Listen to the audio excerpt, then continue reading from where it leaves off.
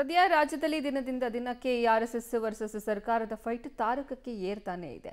ಚಿತ್ತಾಪುರದಲ್ಲಿ ಪಥಸಂಚಲನ ಮಾಡೋ ವಿಚಾರವಾಗಿ ಹೈಕೋರ್ಟ್ ಇಂದು ಜಿಲ್ಲಾಡಳಿತಕ್ಕೆ ಶಾಂತಿ ಸಭೆಯನ್ನ ನಡೆಸೋಕೆ ತಿಳಿಸಿತ್ತು. ಹೀಗಾಗಿ ಇವತ್ತು 10 ಸಂಘಟನೆಗಳು ಈ ಶಾಂತಿ ಸಭೆಯಲ್ಲಿ ಭಾಗಿಯಾಗುವ ಸಾಧ್ಯತೆ ಇದೆ. ಇದರ ಒಂದು ವರದಿ ಇಲ್ಲಿದೆ. ಚಿತ್ತಾಪುರದಲ್ಲಿ ಆರ್ಎಸ್ಎಸ್ ಪಥಸಂಚಲನ ವಿವಾದ. ಪಥಸಂಚಲನ ಹಿನ್ನೆಲೆ ಜಿಲ್ಲಾಡಳಿತದಿಂದ ಇಂದು ಶಾಂತಿ ಸಭೆ. ಆರ್ಎಸ್ಎಸ್ ಸೇರಿ 10 ಸಂಘಟನೆಗಳ ಶಾಂತಿ ಸಭೆ.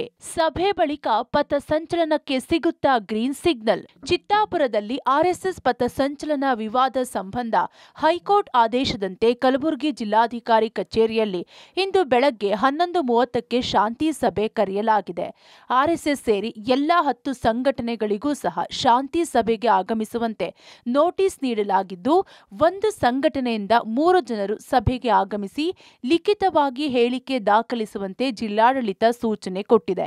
ಇನ್ನು ಮುಂಜಾಗ್ರತಾ ಕ್ರಮವಾಗಿ ಸಭೆ ನಡೆಯುವ ಕಚೇರಿ ಸುತ್ತಮುತ್ತ ಅವಶ್ಯಕತೆ ಬಿದ್ದರೆ ನಿಷೇಧಾಜ್ಞೆ ಜಾರಿಗೆ ತರಲು ಜಿಲ್ಲಾಡಳಿತ ಚಿಂತನೆ ನಡೆಸಿದೆ. ಡಿಸಿ ವರದಿ ಆಧರಿಸಿ ಅಕ್ಟೋಬರ್ 30ಕ್ಕೆ ಹೈಕೋರ್ಟ್ ಆದೇಶ ನೀಡುವ ಸಾಧ್ಯತೆ ಇದೆ. ನವೆಂಬರ್ 2ಕ್ಕೆ ಆರ್ಎಸ್ಎಸ್ ಪಥ ಸಂಚಲನಕ್ಕೆ ಮುಂದಾಗಿದ್ದು, ಅಂದೇ ನಮಗೂ ಅವಕಾಶ ಕೊಡಿ ಅಂತ ವಿವಿಧ ಸಂಘಟನೆಗಳು ಮನವಿ ಸಲ್ಲಿಸಿವೆ. ಇನ್ನು ಹೇಗಾದ್ರೂ ಮಾಡಿ ಸಚಿವ ಪ್ರಿಯಾಂಕ್ ಖರ್ಗೆ ಅವರ ತವರು ಕ್ಷೇತ್ರವಾದ ಚಿತ್ತಾಪುರದಲ್ಲಿ ಆರ್ಎಸ್ಎಸ್ ಪಥ ಸಂಚಲನಕ್ಕೆ ಬ್ರೇಕ್ ಹಾಕಬೇಕು ಅಂತ 9 ಸಂಘಟನೆಗಳು ಪಟ್ಟು ಹಿಡಿದಿವೆ. ಇತ್ತ ಸರ್ಕಾರ ಅನುಮತಿ ಕೊಡದಿದ್ರು ಹೈಕೋರ್ಟ್ ಮೂಲಕ ಅನುಮತಿ ಪಡೆದು ಆರ್ಎಸ್ಎಸ್ ಪಥ ಸಂಚಲನ ಮಾಡಿ ಚಿತ್ತಾಪುರದಲ್ಲಿ ಭಗವಾ ಧ್ವಜ ಹಾರಿಸಲು ಆರ್ಎಸ್ಎಸ್ ಮುಖಂಡರು ಸಜ್ಜಾಗಿದ್ದಾರೆ.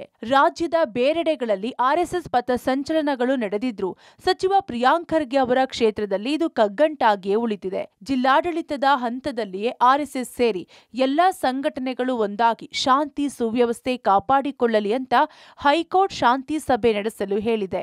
ಆದರೆ ಸದ್ಯ ಆರ್ಎಸ್ಎಸ್ ವರ್ಸಸ್ ಸರ್ಕಾರದ ಜಿದ್ದಾಜಿದ್ದಿನ ಹೋರಾಟ ನಡೆಯುತ್ತಿರುವ ಹಿನ್ನೆಲೆ ಶಾಂತಿ ಸಭೆಯಲ್ಲಿ ಒಮ್ಮತದ ನಿರ್ಧಾರಕ್ಕೆ ಬರೋದು ಬಹುತೇಕ ಡೌಟ್ ಆಗಿದೆ.